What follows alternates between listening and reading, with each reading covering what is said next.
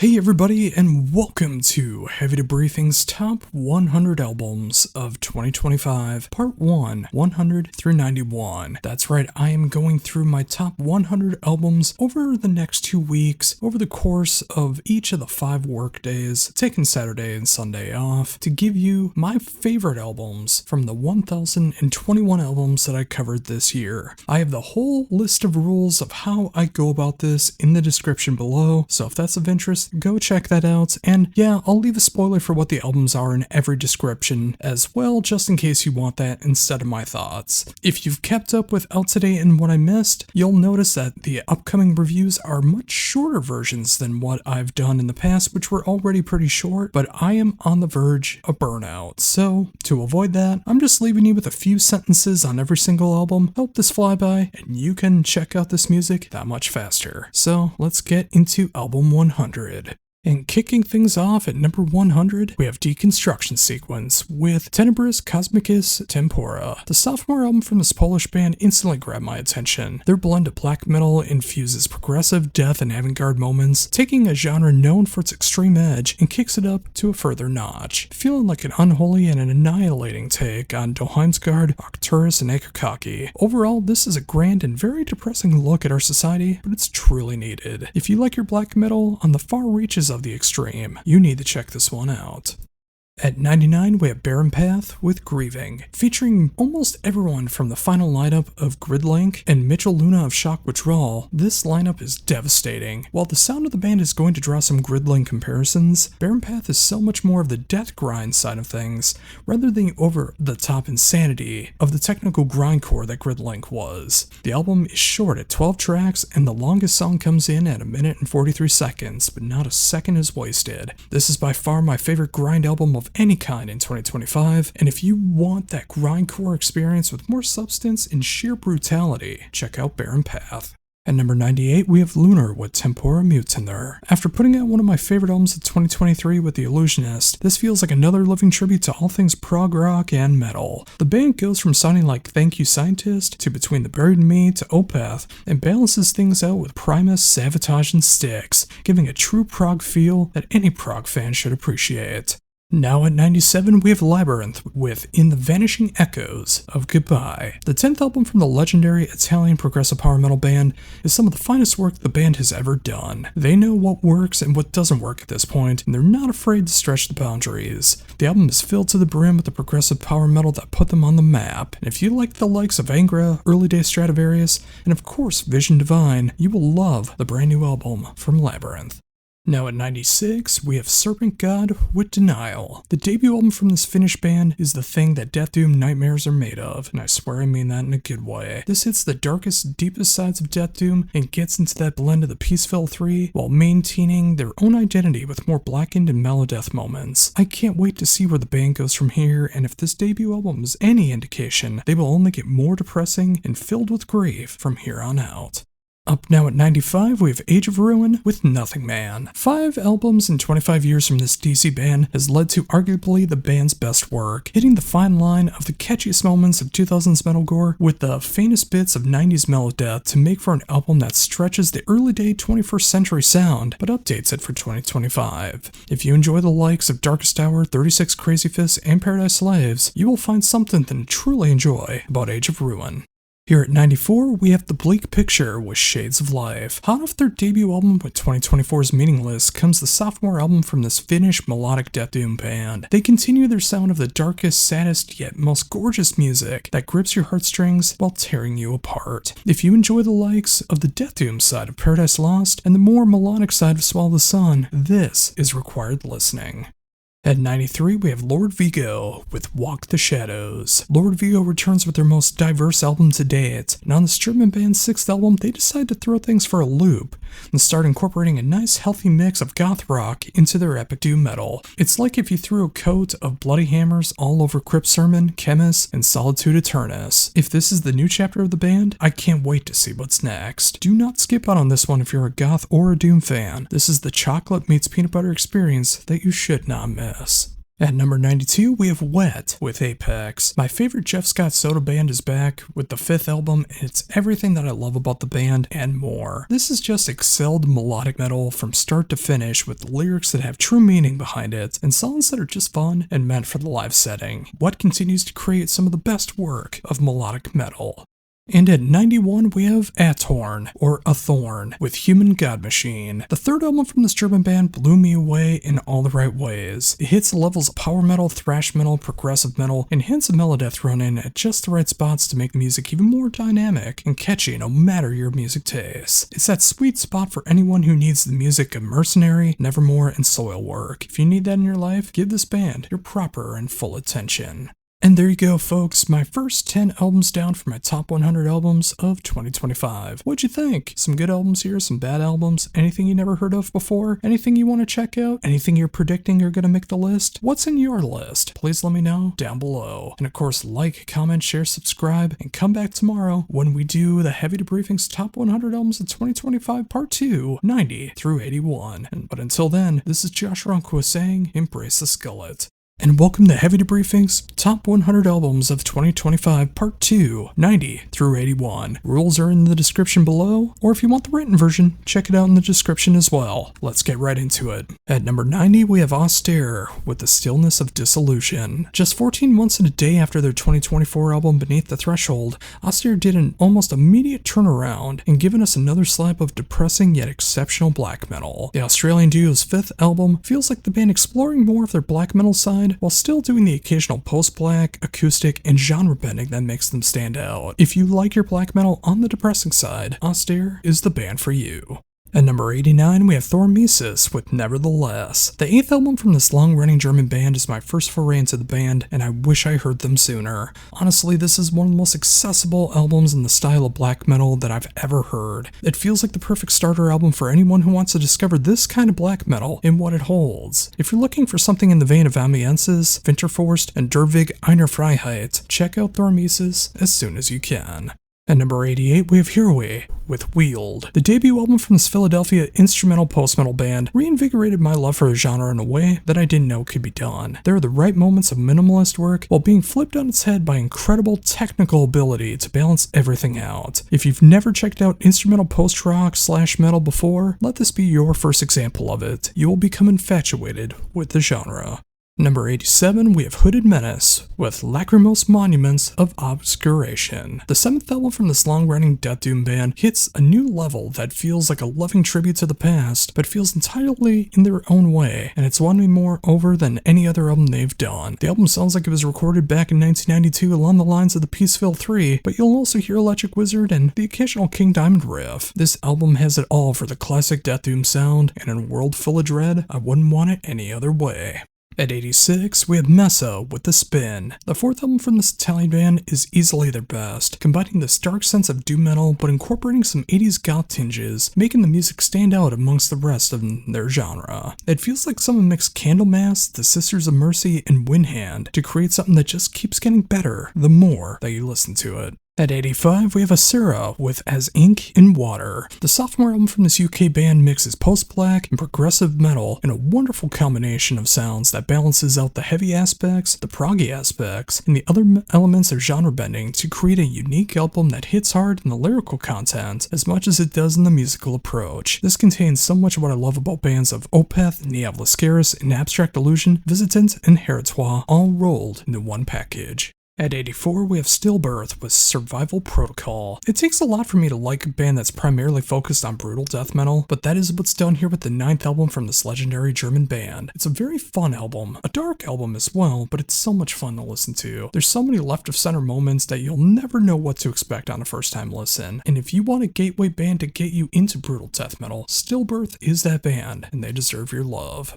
Number 83, we have Karg with Marauder. Was the latest Harakiri for the Sky album not enough heartache for you in post-black? Well, it continues with the latest Karg album. JJ from Harakiri's 9th album is a sheer tearjerker of an album. If you want a great pairing with that new Harakiri album, but you want to be just different enough in a different way, this is what you need in sad, depressing post-black. At 82, we have Propagandhi with At Peace. Propagandhi has always been a polarizing band, not just because of their unique blend of melodic hardcore and thrash metal combined, but because of their social commentary and political standpoints. Everything that you love or hate about the band is here on full display, and it couldn't be a more appropriate album for the world that we live in 2025. This is required listening if you are of the left-leaning political standpoint, and I dare say, if you're on the right side. You may need to hear this album even more just to see what's on the other side for a change. It just might do you some good. And at 81, we have the Obsidian Resurrection with As Darkness Falls. I've been chomping at the bit waiting for this band to finally put out their debut album, and 20 years after their first demo, the band has finally done it, and I can say it's more than worth the wait. This is everything that I love about death metal, black metal, symphonic metal, and the right kind of thrash melded together to create something that feels authentically evil, be it in the mind or the realities of life. Now, all I ask is for the follow-up LP not to take another 2 decades. And there you go, folks, part 2 of Heavy Debriefings Top 100 Albums of 2025, 90 through 81.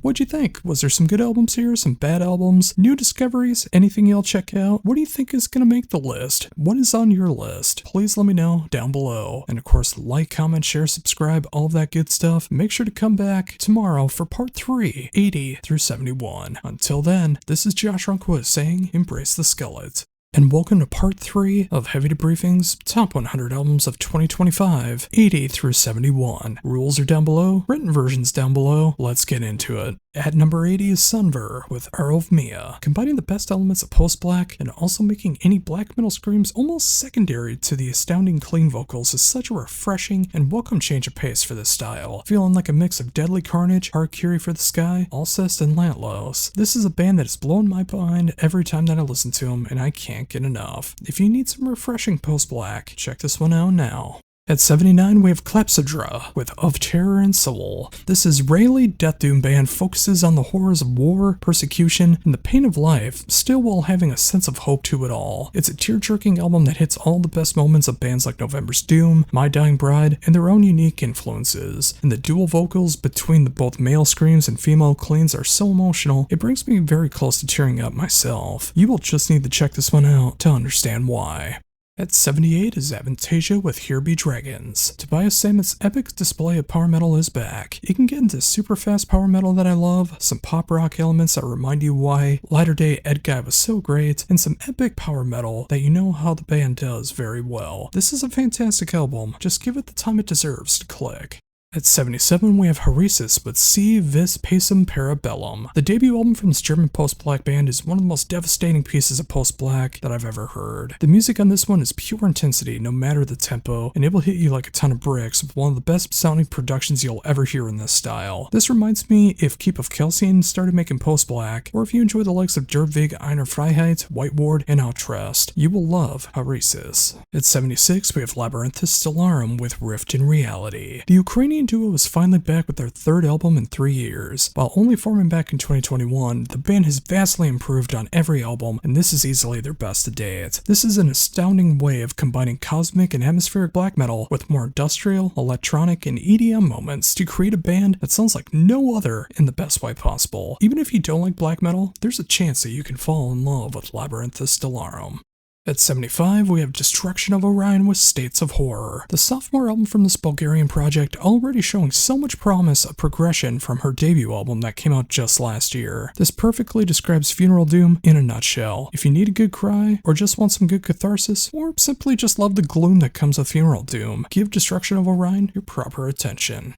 Now we have Kulak with Wayfarer. Kulak is such an eclectic run, with now 22 albums in 12 years. Wayfarer is an album that takes on the instrumental approach, though it does have choir melodies and harmonies. The music is just raw enough to give it this post-black, atmospheric black metal approach, but it's on a foundation of doom, and it makes for quite the tear-jerking experience without one word being uttered. Also make sure to check out the sister album to this album that came out this year, Etika. At 73, we have Brainstorm with Plague of Rats. Brainstorm is one of the most underappreciated power metal bands going today, and now that the band has returned with their 14th album since 1997, they have been putting out some of the most compelling and intriguing songs of their career. And with Plague of Rats, they may have put out the best power metal album of the year. At number 72, we have Veil of Conspiracy with Shape of Grief. The third album from this Italian band has plenty of funeral doom in their sound. It's a winning combination for someone like me. Dark, moody, depressing, hits so hard on the heartstrings, and this overall sense of musicality that you won't find in a lot of other bands. From being more proggy originally to becoming more of the best display of funeral doom in 2025, it's quite the shift, but it's a rewarding one.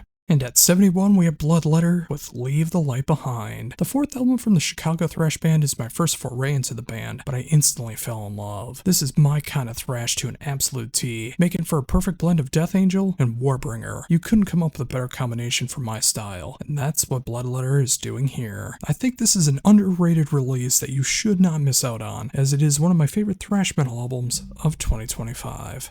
And there's part 3 of the top 100 albums of 2025, 80 through 71. So what'd you think? Did I pick out some good albums? Any bad albums? Any brand new discoveries? Anything that you think is gonna show up in the top 70? What are your favorite albums of 2025? Please let me know down below. And of course, like, comment, share, subscribe, all of that good stuff. Make sure to come back tomorrow as we hit part 4, albums 70 through 61. But until then, this is Josh Runquist saying, embrace the skillet. Hello and welcome to Heavy Debriefings Top 100 Albums of 2025 Part 4, 70 through 61. The rules are down below. If you want the full-on written version, that's down below as well. But for now, let's get into these. At number 70, we have Tarfod with Efferlamde I Sorg. This hits emotional territories in a style that just hits so hard and grips your soul in the progressive post-black realm. The production is perfect for the style, and the songwriting attached is what is the driving force here. While the band's 5th album in 2 years, there's no indication that this is AI. Some artists are just that prolific. If you need an emotionally gripping piece of progressive post-black, do yourself a favor and check out everything that Tarfod does.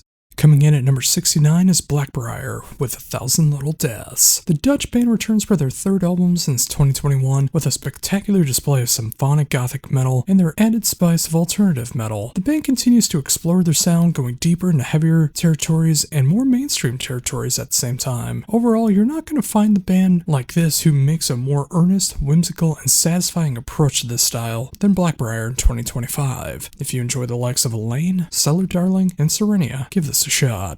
At 68, we have Art Nation with The Ascendants. The 5th album from the Swedish band is easily some of the band's best work to date. The songs are instantly catchy, whether they hit the furthest reaches of heavy metal, closer to AOR melodic rock, or incorporate some more modern rock and modern metal tendencies. This is also their heaviest album to date, getting near power metal territory and somehow even close to death metal territories without ever losing that AOR sound. If you dig the lights of Dynasty and Eclipse but want it a little heavier, check out Art Nation. At 67, we have Savage Master with Dark and Dangerous, one of the best straight-up heavy metal albums of the year. This combines everything that you love about the past and brings it to the present. Stacey, Savage, and Company provide a soundtrack that contains the best elements of bands like Saxon, Merciful Fate, and Warlock, and of course, The Great Huntress to make something old school, but brings it to the new school. Here at 66, we have Crown with Wonderland. 3rd album from the Swedish powerhouse featuring past and present members of Europe, Art Nation, Dynasty, The Poodles, and Heat is a phenomenal display of songwriting and musicianship. The album is filled with such catchiness that feels like it was tailor-made for the European festival circuit, going from classic hard rock riffs to near power metal assaults with this modern flair to it all. Backed with a powerful production style, you have a band that is meant for anyone who enjoys the bands that these members are a part of and is looking for something new. What a stunning display from beginning to end. At 65, we have Ginevra with Beyond Tomorrow. Magnus Carlsen is back with another of his fantastic bands, featuring past and present members of Heat, Eclipse, and Seventh Crystal, to create a sound that hits hard in its emotional heaviness while maintaining such a catchy sound that echoes through the entire album. It's that style of melodic metal that hits right at home with any rock and metal fan that can appreciate catchy hooks, phenomenal musicianship, and songs that are meant to be as fun to listen to from beginning to end. This is how you make melodic metal and make it one of the best albums of the year in the genre. At 64, we have Mors Principium Est with Darkness Invisible. The legendary Finnish band has returned with their 9th album, and it is quite the spectacle to behold. The band is hitting some of their heaviest material of the band's career, and still leaving in the orchestrations, melodies, and harmonies that have always made the band stand out among the rest. If you somehow have never heard this band before, but you enjoy the likes of Calma, Insomnium, Winter Sun, and Flesh God Apocalypse, you need to check out Mors Principium Est. Coming in at number 63, we have Kilmara with Journey to the Sun. They put out their debut album in 2007, and their latest release, Journey to the Sun, marks their 6th release.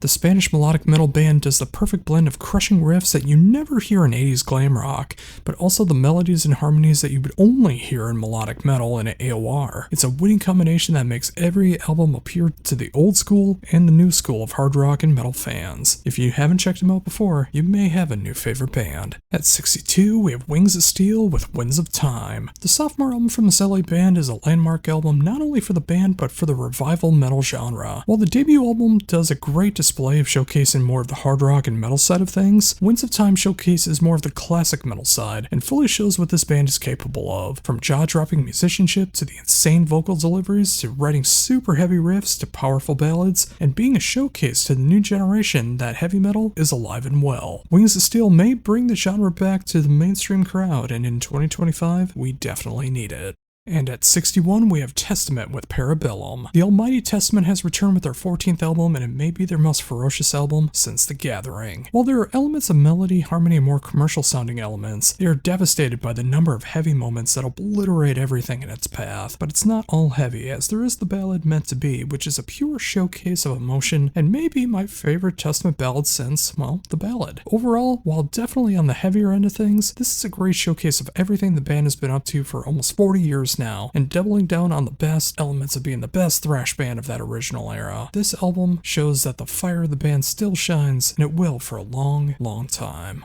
And there you go, folks. Another 10 albums down for the top 100 albums of 2025. So what'd you think? Did I pick out some good albums here? Some bad albums? Anything you haven't checked out before? Anything you want to check out? What are your favorite albums of 2025? And what do you think is going to make it into the top 60 albums? Let me know down below. And of course, like, comment, share, subscribe, and make sure to come back tomorrow as we finish off the week with the bottom half of 2025 with the top 100 albums of 2025, part 5. 60 through 51. But until then, this is Josh Ronquist saying, embrace the skullet.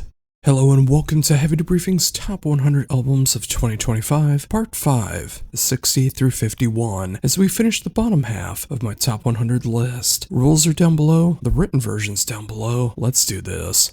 At number 60, we have Apocalypse Orchestra with A Plague Upon Thee. The long-awaited sophomore album from the Swedish band is something I've been chomping at the bit for since I interviewed the band back in 2017. The perfect blend of medieval folk and doom combined to create what feels like the Black Plague all those centuries ago. Hitting the sweet spot between Erebalter, Swallow the Sun, Falkenbach, the lyrical content of Woods of Ypres in the 14th century, Apocalypse Orchestra has created one of the best doom albums of 2025 with A Plague Upon Thee. At 59, we have Suotana with Onas 2. The Finnish band's 4th album and 2nd chapter of the Alt Onas continues right where 2023's Onas 1 leaves you. Though this time it feels like they're even more heavier. The band continues to improve on every subsequent album, and that's not going away anytime soon. This is for anyone who enjoys the likes of Norther, Bredmir, Kalma, and Children of Bodom. At 58, we have Opia with I Welcome Thee, Eternal Sleep. The debut album from this UK and Spanish band is the perfect gothic doom metal album. It has the keys of Typo Negative, the darkness of Draconian, the dynamics of Tristania, and will just leave you with an overwhelming sense of gothic doom. At 57, we have Slowfall with Blood Eclipse. Slowfall's 3rd album sees the band finding more and more of their sound and creating something that hits so very, very hard. The band is taking their signature style of melodeath, but adding more and more elements to it all, including more prog elements, more consumer-friendly elements, and a wicked sense of songwriting that couldn't be more effective. It's amazing how I can hear bands like Hyana as much as I do Nailed to Obscurity, but then hearing these Jordan Rudess style keyboard solos that feel like they come out of nowhere, but couldn't fit the music any better. At 56, we have Falling Leaves with The Silence That Binds Us. The sophomore album from this melodic death doom band feels like it was tailor-made for my taste. It hits everything you love about the genre, from the tear-jerking melodic moments to the depressing lyrics to the overall atmosphere that is unparalleled by anything outside the genre. If you want a mix of Woods of Ypres, November's Doom, and Swallow the Sun, you need Falling Leaves. At 55, we have Nailed to Obscurity with Generation of the Void. It's been quite a wait since 2019's Black Frost, but thankfully this German band has returned with their 5th album, and it's the haunting beauty that I hoped it would be. They hit the perfect blend of melodic death doom in the vein of Swallow the Sun, Insomnium, and In Mourning, but especially on this album you hear more melodeath moments that remind me of bands like Dark Tranquillity and In Vain, and a lot more poppier moments as well, which just makes this album that much more varied and enjoyable. At 54, we have Mercury Tide with Walls of Confusion, a dark mix of power metal and heavy metal, feeling like a grand fusing of Evergrey, Morgana Le Fay, Darkwater, and of course, Latter Day Angel Dust. You have an intriguing and enduring album that I can't get enough of. It's so catchy, but it never loses sight of what the band is all about. It's a dark, whimsical album that hits the right amount of power metal and heavy metal, that has some of the most anthemic riffs that I've heard in this style in a very long time. At 53, we have Demon Hunter with There Was a Light There. With There Was a Light There, the band explores what has made the band work so perfectly in the past, while continuing to forge new paths in their sound. There are songs that are arguably their catchiest songs, along with some that rival their heaviest, all while hearing riffs that remind me so much of bands like Catatonia, and the title track that can bring a genuine tear to your eye. Give Demon Hunter a fair listen, and see if they do anything for you. At 52, we have Downpour with Where There Is Life, There Is Hope. The debut album from this UK band is something I didn't realize I needed until I came across it. Downpour has providing just enough ethereal and atmospheric moments mixed in with melodic hardcore and metalcore. They deserve to be huge in this genre, and I think given time, they will be. And rounding out the bottom 50, at 51, we have Werewolves with The Ugliest of All. This is absolutely crushing, giving you just enough room to breathe throughout the album before you get pummeled into dust once again. And of course, the hilarious sound clips that make up the album makes it that much more enjoyable. This is an album for people who absolutely love and hate metal genres, and it's done with earnest intent that is nearly impossible to hate if you get it. For any extreme metal fan, this is easy contender for Album of the Year, and off the top of my head, I don't know who's making better extreme metal in this style than Werewolves. And there you go, folks, my bottom 50 albums of 2025 in my Heavy Debriefings Top 100 Albums of 2025. What'd you think? Was there some good albums, some bad albums, anything you never heard before, anything you want to check out, anything that you think will crack the top 50? Please let me know down below. And of course, like, comment, share, subscribe, hype, all of that good stuff on YouTube. And let's bring this channel to 2,000 subscribers by the end of the year. Thank you kindly. Make sure to come back Monday as we finally crack into the top 50 with Heavy Debriefings Top 100 Albums of 2025, Part 6, 50 through 41. But until then, this is Josh Runquist saying, embrace the skullet. Hey everybody, and welcome to Heavy Debriefings Top 100 Albums of 2025, Part 6, 50 through 41. If you missed last week, make sure to go check out the bottom 50 albums of my Top 100 list, as all of those albums are worth checking out, and hey, maybe one of those will be your favorite album of the year. Rules are in the description. The written version's also down there as well. Make sure to like, follow, share, subscribe, all that good stuff. Let's get into it. Coming in at number 50, we have Split Chain with Motion Blur. Dreamo, a blend of shoegaze and emo, and as odd as that may sound to someone with my taste, this is something I didn't know I needed until I found it. From 90s alternative metal production to the mix of grunge, shoegaze, dream pop, emo, and alternative metal, it feels like Deftones, Mew, and Paleskin got together to create a new but familiar sound. Putting out an album like this, especially for your debut album, is an incredible thing to witness. Number 49, we have Fans Dream with Repose of a Dream. We have here the 6th album in 9 years from this one-man project. Ever released before, this album was layered in pop-punk, alternative rock, and like until their 2023 release, Shrieking Violet, which featured the instrumentation of progressive tech death, but the vocals of pop-punk. Now in 2025, this is pure progressive tech death, the blast, the vocals, the tributes to bands like Necrophagus, Death, and Gorguts, but with one key difference. The melodies here that you can find in pop-punk, and the occasional leads and melodic riffs that are undeniably catchy. Give this one a shot if you dare. You just may fall in love with it. At 48, we have Belmorte with Pearl Hunting. The sophomore album from this band from Belarus is truly a wonder to behold. From the authentic world instrumentation to dark and catchy riffs, to some of the most insane vocal lines that I've heard on an album this year, Belmorte is making a true name for themselves with Pearl Hunting, creating what could be one of the best symphonic, gothic, folk metal albums of the 21st century. At 47, we have Majestica with Power Train, an album I've been chomping at the bit to hear. The third album from this outstanding power metal band has gone on quite the adventure. With those 3 albums, they've always covered a lot of melodic but heavy power metal with such each, and even did a power metal version of A Christmas Carol in its entirety with their own spices and flavorings as their sophomore album. This time around, it's back to what put them on the map, and if you want to hear how the genre should be done in 2025, look no further than Majestica. At number 46, we have Volk with 5, or V if you want to be pedantic. The 5th album in 5 years from this mellow black band from the Netherlands is one of the finest examples of the genre in 2025. If it feels like I just talked about this band, it is because I did with last year's 4. It's awesome to see them come back and write easily their best album to date, bar none. This is some of the best mellow black that you're gonna hear in 2025.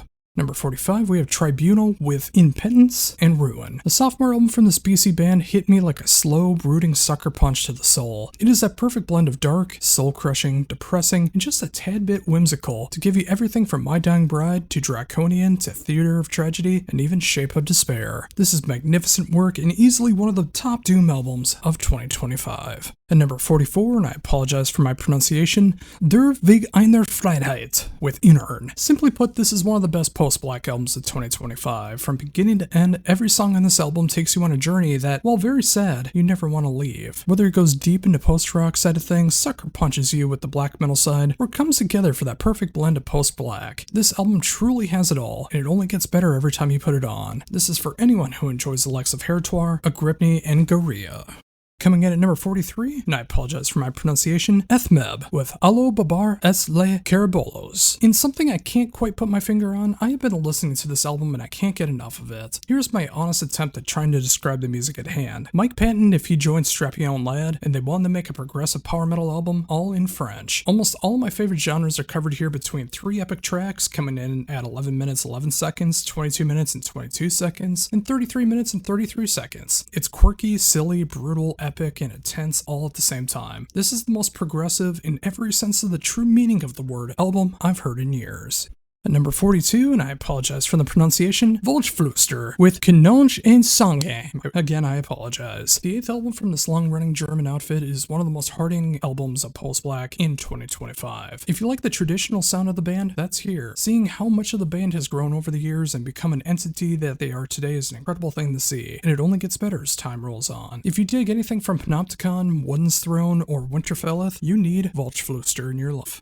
And at 41, we have Crimson Shadows with Whispers of War. The long-awaited third album from Canada's finest melodeath / power metal band is back after 9 years with Whispers of War, and it's easily their finest work. Everything you love about this combination of genres is here, but they somehow got even heavier and more melodic at the same time. If you enjoyed the likes of Brimir, Children of Bodom, Kalma, and early day Dragon Force, do yourself a favor and don't miss out on this one any further. And there you go for Heavy Debriefings Top 100 Albums of 2025 Part 6, 50 through 41. What'd you think? Was there some good albums, some bad albums? Anything that you're going to be checking out for the first time? Anything you haven't heard of? Anything that you think will crack the top 40? Please let me know down below. Make sure to like, comment, share, subscribe, hype, all of that good stuff for the YouTube channel. Make sure to come back tomorrow as we do the Top 100 Albums of 2025 Part 7, 40 through 31. But until then, this is Josh Runquist saying, embrace the skullet.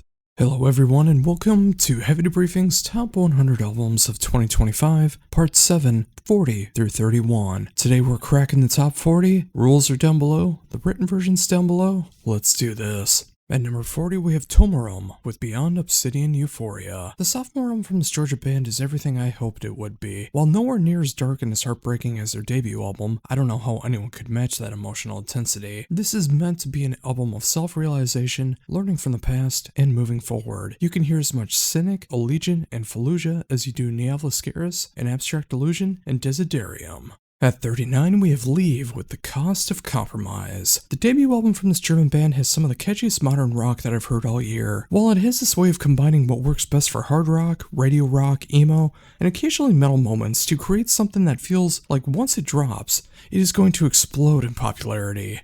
For those that dig Story of a Year, I Prevail, Taking Back Sunday, and Bad Omens, this is meant for you.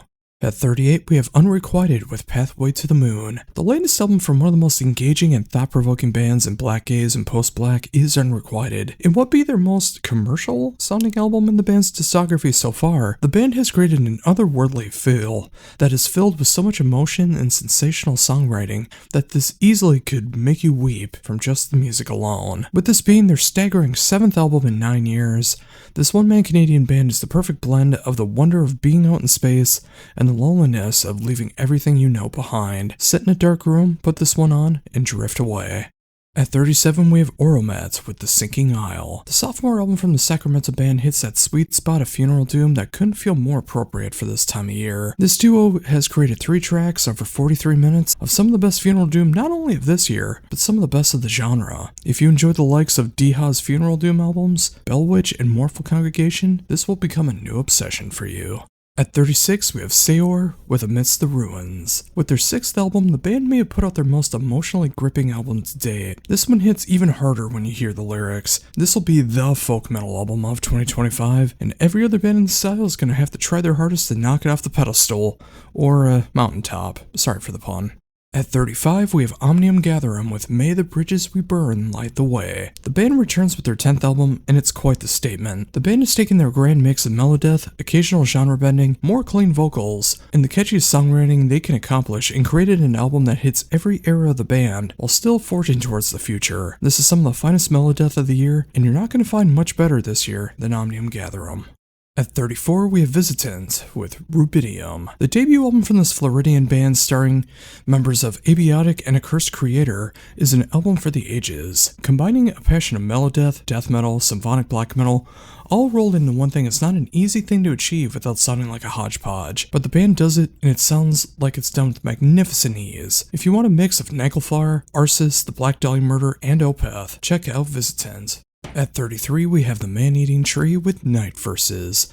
Finally rising from the grave after a decade comes the Man-Eating Tree. A mix of gothic metal, melodeath, and the occasional death doom is exactly what my sad boy senses need. Catatonia meets the goth era of Amorphous meets Entwine meets Sharon. One of the best goth metal albums of the year, and it's not even close. At 32, we have Saria with Last Burning Sun. The 4th album from the Swedish band is such a welcome and heart-wrenching display of melodeath and metalcore. I can hear bands like Slowfall, In Mourning, and In Flames, but I can also hear Killswitch Engage and Unearth and the riffs that have me so intrigued, and it captures my past and present music in perfect harmony. If you enjoy the combination of melodeath and metalcore, you'll want to check out Saria. And at 31, we have Skullforge with Cosmic Crusade Chronicles, stories from the, never mind. Now this is what I love about power speed metal. This is pure speed-driven power metal with just enough tongue-in-cheek moments that'll make you smile from ear to ear. This is what got me into power metal in the first place, the speed, the double bass, the fun of it all. The album couldn't be more fun if it tried, and it's easily going to be one of my favorite power metal albums of the year. And there you go, folks, another 10 albums done for my top 100 albums of 2025. Albums 40 through 31. What'd you think? Did I pick out some good albums, some bad albums, anything you haven't heard before, anything that captured your interest? What do you think is going to be in the top 30? Please let me know down below. And of course, like, comment, share, subscribe, all of that good stuff. And come back tomorrow as we crack the top 30 with Heavy Debriefings Top 100 Albums of 2025, Part 8, 30 through 21. But until then, this is Josh Runquist saying, embrace the skull.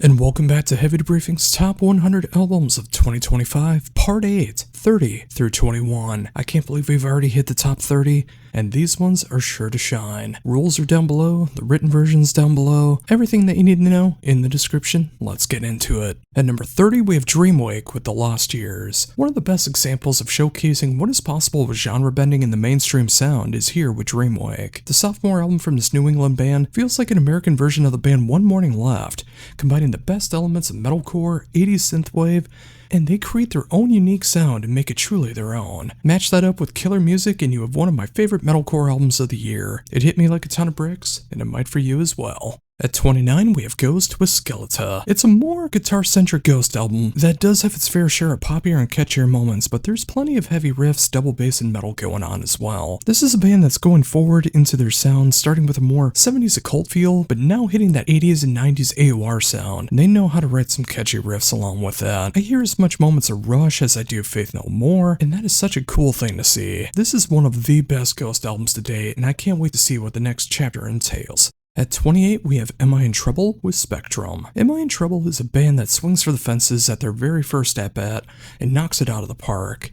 Calling this album almost any genre feels like it's leaving something out that fits the album. So let's go with avant-garde metal for now. While adding to that style, you'll probably hear throughout more of black metal and so much more. Every song on this album is named after a different color, and that color for the song is meant to represent a feeling, a location, an idea involving that color. It's blackened, it's doomy, it's oddball. It has a song about Kirby in it. It's a real sense of how colors and emotions are tied hand in hand.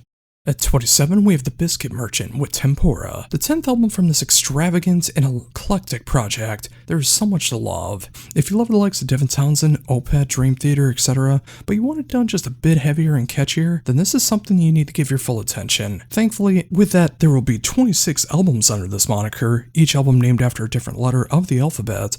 Tempura is showing off some impressive songwriting and performances, all while finding a way to never get self-indulgent and wanky. Bank this up with some incredible production value, and you have easily some of the best progressive death metal albums of 2025.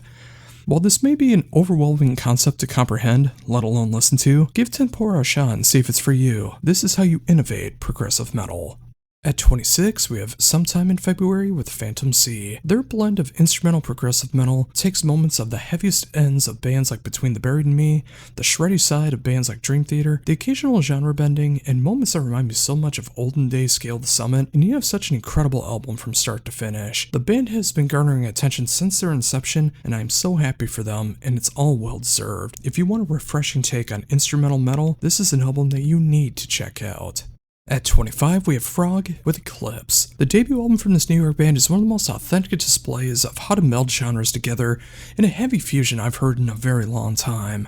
It's astounding how this can get so brutal, yet so catchy, yet makes your jaw drop at the technicality and songwriting on display. With just raw enough but polished sound, it feels like when you wish Between the Buried and Me were still capable of making music while going bonkers. Imagine that mix of Between the Buried and Me, the Zenith Passage, Unexpect, and the catchiness of Protest the Hero, and you have your new favorite band with Frog.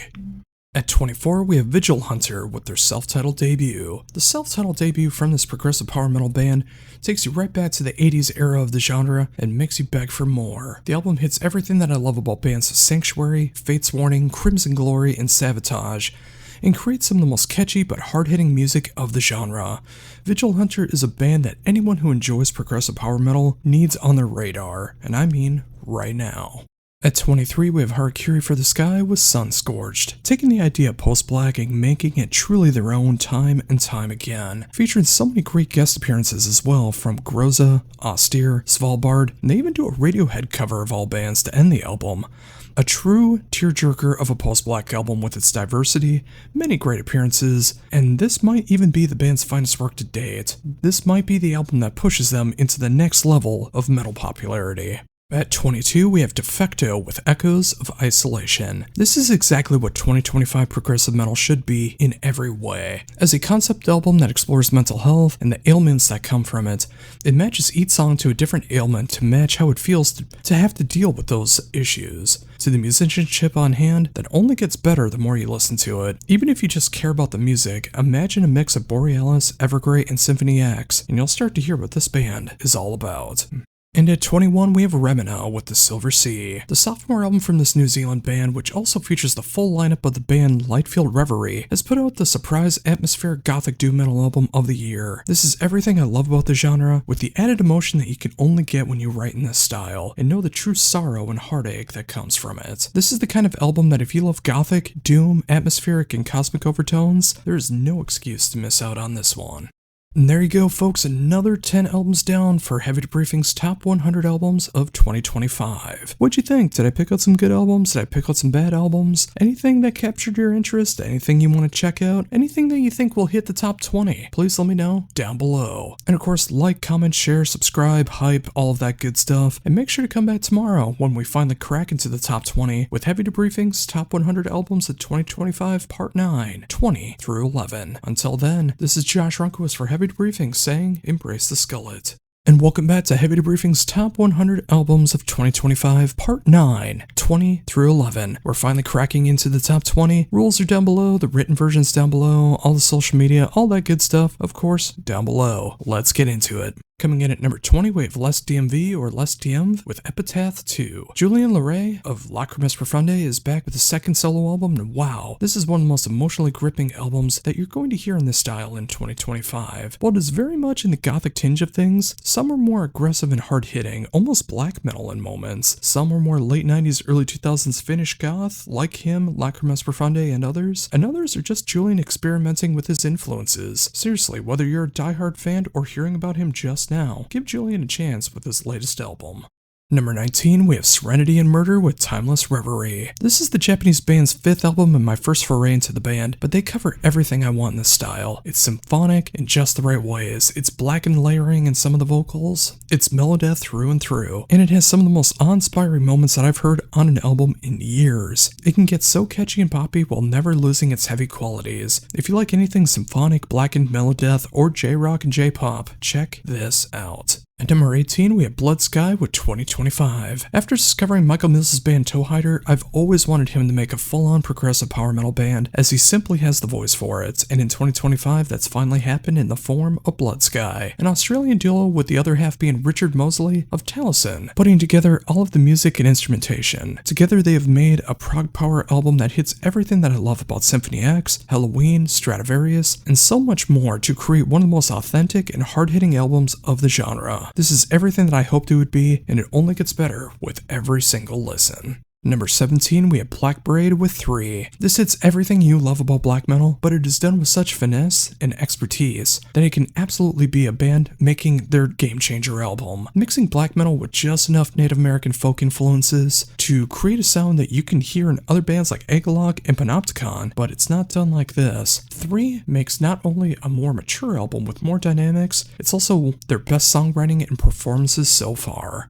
At number 16, we have Cold Slither with their self-titled debut. Gus Rios, of too many bands to mention here in a blurb like this, is the mastermind behind creating this G.I. Joe band for real life, and it's everything you want it to be. It's the right kind of 80s heavy metal that just gets heavy enough, but it's endlessly catchy and full of the right kind of cheese. Also add in members of Exhumed, KMFDM, and Gruesome, and you have a band that knows how to play, but also what to play that is appropriate for a band like this. If you want a pure heavy metal album that pays tribute to your potential childhood and can make you forget about the troubles of the world and make you grin from ear to ear, check out Cold Slither, all in the name of Cobra. Number 15, we have Kardashev with Alunia, combining tech death, shoegaze, progressive post-metal, and more into what they call death gaze, a very apt description. The band has perfected their sound. Somehow, they managed to keep their heavier moments all while getting more and more melodic and emotional. If you enjoy the likes of Tomarum, Fallujah, and other bands of that style that can blow you away technically and emotionally, you need Kardashev. At number 14, we have Dawn of Ouroboros with Bioluminescence. The third album from Dawn of Ouroboros pushes so many boundaries of what they've done in the past, moves even further into pure progressive territory. It gets as heavy as death metal, as emotional as post-black, and as proggy as bands has been doing lately, but adds so much more genre bending to it all. There's elements of jazz, post-rock, and other elements added to these subgenres. This is simply a band that is putting out the kind of music that can be as soulful as it is apocalyptic.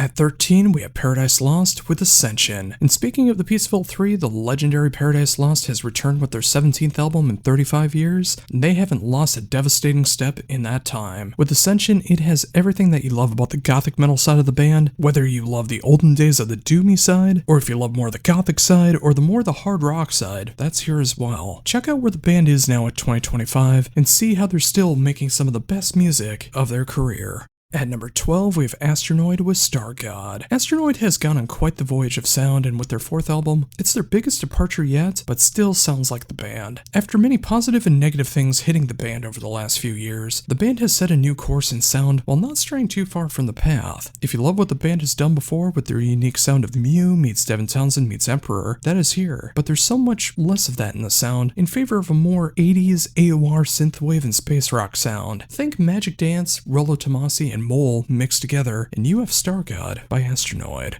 And at number 11, we have November's Doom with Major Arcana. Another contender for Album of the Year comes in the form of this long-running Chicago band that only gets better with every subsequent album. The 12th album from November's Doom is everything, and I do mean everything, that I love about the band when I first discovered them in the mid-2000s. It hits ultra-heavy and death doom at the right spots, it gets into the emotional and heartbreaking gothic and doomy sides that initially won me over, and their more clean vocal deliveries that seal the deal with the band being something that I hold so near and dear. If you enjoyed the Peaceville 3, Swallow the Sun, and even Opeth, drop everything you're doing and listen to November's Doom. And there you go, folks. Another 10 albums done for Heavy Debriefings Top 100 Albums of 2025, Part 9, 20 through 11. What'd you think? Did I pick out some good albums, some bad albums? Anything you never heard before? Anything you want to check out? Anything that you think will be in the top 10? Please let me know down below. And of course, like, comment, share, subscribe, hype, all of that good stuff, and share the word of Heavy Debriefings. And make sure to come back tomorrow when we finally close everything off with Heavy Debriefings Top 100 Albums of 2025, Part 10, the top 10. Until then, for Heavy Debriefings, this is Josh Runquist saying, embrace the skullet. Hello everyone, and welcome to the final part of Heavy Debriefings Top 100 Albums of 2025, Part 10, the top 10. Yes, we're finally getting to albums 10 through 1 in this list, and thank you so much for sticking around. And if you hadn't, please go back and check out the other 9 parts. Your favorite album of 2025 could be one of those 90 albums. The rules are down below, the written version's down below, all the social media, all that good stuff down in the description. Let's do this.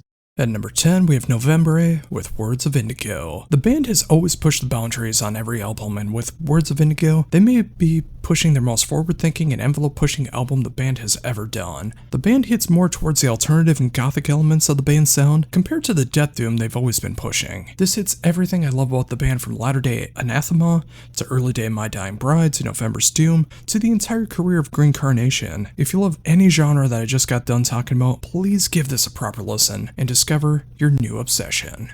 At number 9, we have Haunt with Ignite. The 11th album from Trevor William Church, and also released on his birthday, August 13th, is a stunning look at the state of the world in a very personal way. The album is filled with emotions that seem to hit extra hard at times that we're living in, and it feels quite lonely. The production carries over from the previous album, 2024 Dreamers, and it sounds incredible. Without question, this is my favorite heavy metal album of the year. Number 8, we have More on Police with Pachinko. More on Police is one of the most underappreciated bands to ever grace my ears, and I just want to shout their names from the rooftops. With the band's 4th album, there are no 2 songs that sound alike. Those that will hear moments of previous albums stylistically. It can get heavy, it can get technical, it can get progressive, but it's also super emotional and heart-gripping. It can also just be plain silly and wacky, and I wouldn't want it any other way. This is a band I needed at the end of the year, and I hope this album will be what you need as well. Number 7, we have Panopticon with Laurentian Blue. The 11th album from Austin Lund is technically the first on full take of a full-on folk acoustic Americana album. It's an isolating album that feels like it was written about the winters of northern Minnesota, and once you know it, that's exactly what this album is about. This album is a full-on tearjerker just from the music alone, and while if you are a diehard metal or rock fan and can't appreciate the album that goes into the style, I won't condemn you, but I will say you should release your preconceived notions and give this one at least one proper listen, as it might change your mind on the music that you enjoy. Without question, this is my favorite non-metal album of the year.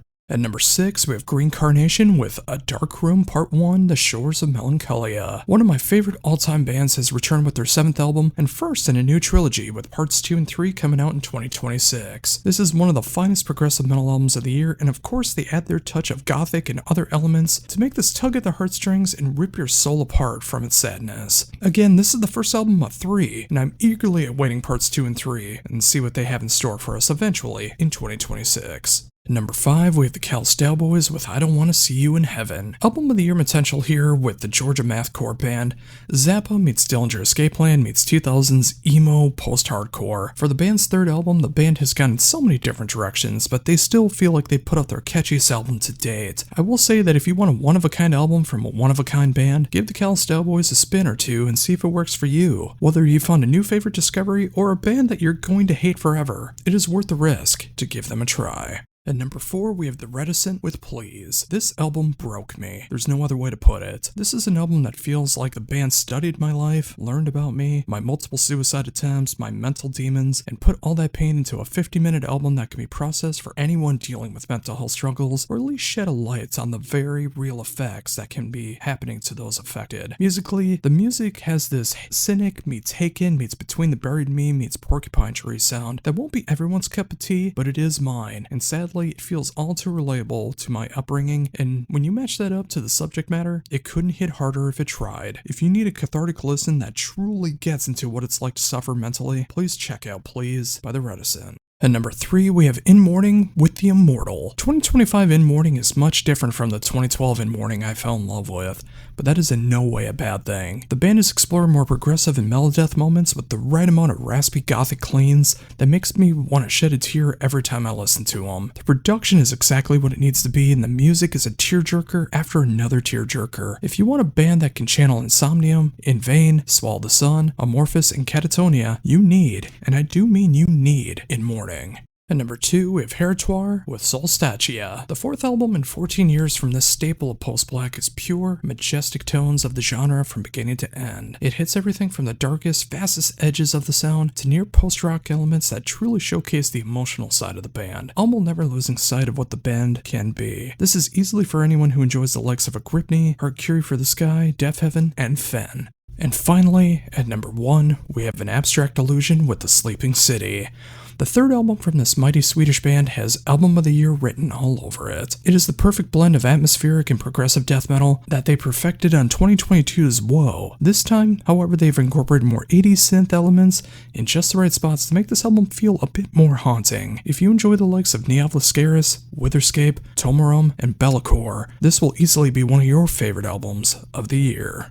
And there you go, folks, all 100 albums in Heavy Debriefings' top 100 albums of 2025. What did you think? Did I cover some good albums here? Did I cover some bad albums? Anything that you wish would have been in here? Anything that's a brand new discovery for you? Anything you want to check out? Please let me know down below. And of course, if you enjoyed this, like, comment, share, subscribe, hype, all of that good stuff. And thank you so much for being a part of the ride. And until next time, this is Josh Runquist for Heavy Debriefings saying, embrace the skullet.